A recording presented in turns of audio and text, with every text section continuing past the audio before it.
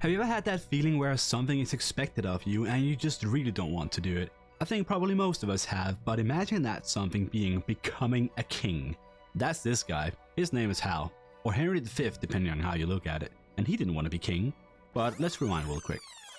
When I started thinking about what movies and series I wanted to cover on this channel, for whatever reason The King was one of the first ones that popped into my mind. Which is kind of curious, because even though I thought it was a good movie and I thoroughly enjoyed it, I will say it was definitely one of those lazy Sunday vibe movies, and I tend to forget those.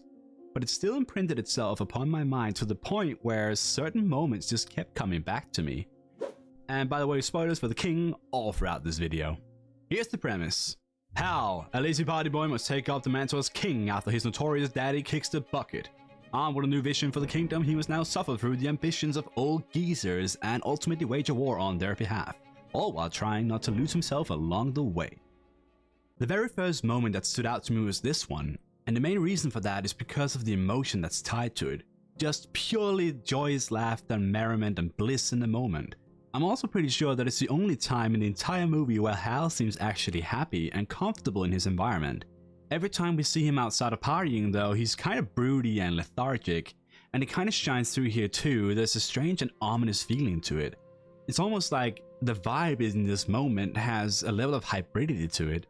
We see that Hal is happy and we hear festive tavern music, but at the same time, Hal looks almost manic and crazy, laughing hysterically in slow motion, and the festive music fades into an ominous dragon sound.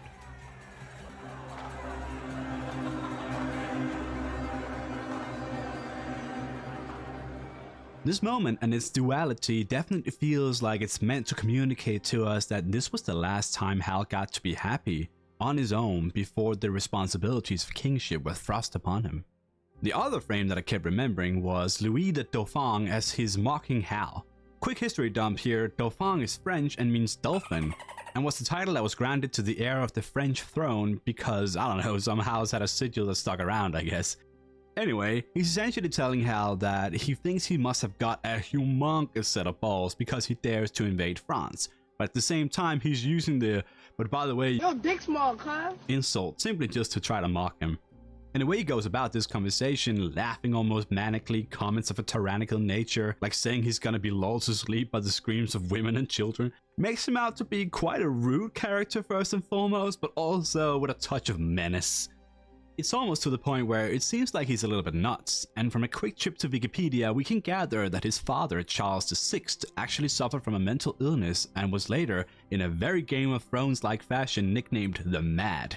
And we do get one scene with Charles where he does seem like he's a wee bit socially awkward, but nothing completely bonkers like thinking he's made of glass. That was actually a condition in the Middle Ages, what the fuck. Anyway, so Louis acting a little bit strange and weird might have been a choice on the director's part to take a bit from his father's personality to add more depth to the character. And it works well because it serves to further some more contrast between the two warring nations.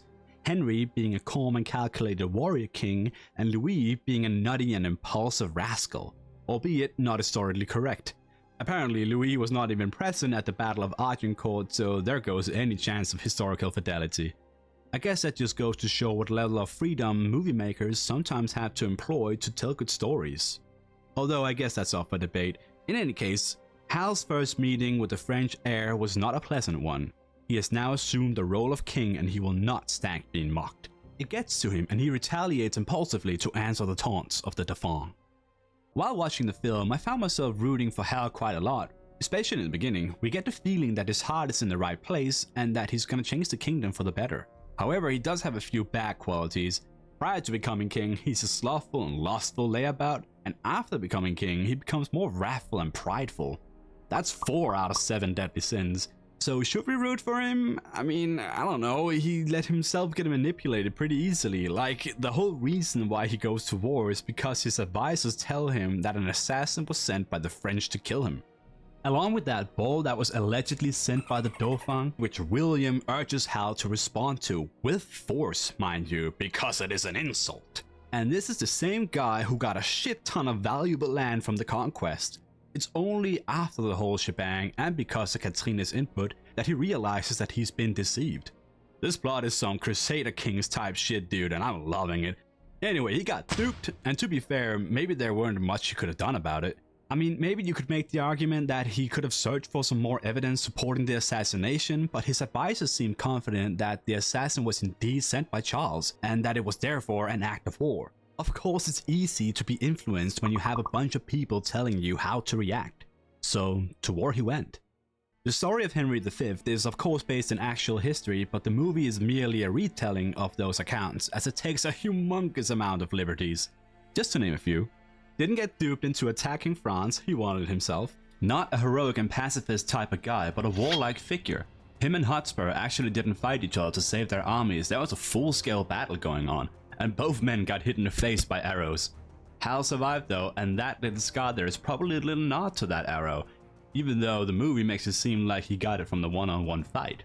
Thomas didn't die in Wales, died 8 years after Henry's coronation, so it wasn't the reason why Henry was crowned king, plus he served as one of Henry's commanders. Not present at the siege or the Battle of Agincourt, not an arrogant and brutal character, but in fact a very pious dude who was in fragile health. The battle didn't take place on a green hill, but instead in a field, plus it was the English who had the higher ground, ahistorical armor designs, Falstaff didn't exist, fictional character. So basically the entire freaking movie is a piece of fiction with borrowed names in history. And that's because it is also loosely based on William Shakespeare's historical play aptly named The History of Henry V. And though it is a historical play, it plays out a bit like a tragedy. Kinda curious really how both of the frames that sat with me were frames where there's laughter involved, when the whole movie has such a dark vibe to it. And even when he is victorious in the end, it is with a bittersweet feeling since he discovered that he was coaxed into invading France. Plus, he lost his one and only friend Falstaff, who actually serves as the comic relief of the story, much like in a traditional tragedy. In the end, all Hal has left besides his kingdom is Katrina, whom it seems like he's about to share a strong bond with. She's not afraid of speaking her mind, and it is ultimately that feat that makes Henry realize that he's been deceived. Recognizing her value, Hal then asks her to always speak plain and true to him, something that Hal himself has shown throughout the whole film. Cobble goals 101 people, communication is key. On another note, the movie actually felt a bit like one of those early 2000s historical movies where you don't see a lot of CGI being used. That was actually kind of refreshing. What makes it modern and slick is probably the cinematography. Like, one thing I always had a bit of a gripe with when it came to these types of movies would be the large-scale battles. Whenever one of these battles would happen and you'd see a lot of close-up shots with a shaky-ass camera, I would get really annoyed. Like, I watched The Lord of the Rings, obviously they had a big budget, but I got to enjoy and see what the heck was going on, at least for the most part. And then a couple of years later, you see this shit.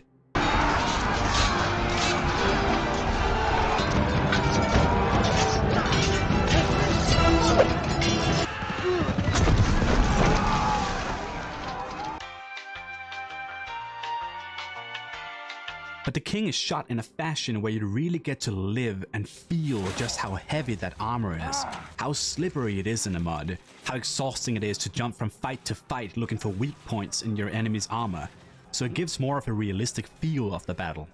Another great example of a well-shot battle is the Battle of the Bastards in Season 6 of our old Fallen from Grace friend Game of Thrones.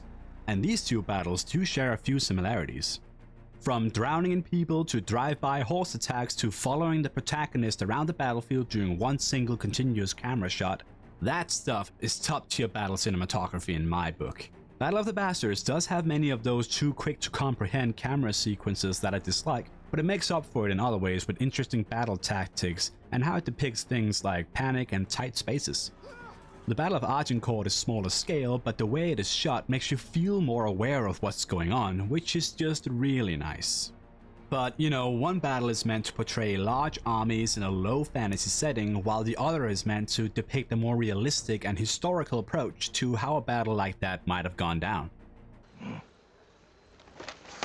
From joyous laughter to manic laughter, from not wanting it to actually doing it, from history to fiction, The King is a movie that captures the viewer mostly by gripping performances, tasty cinematography, and interesting dialogue.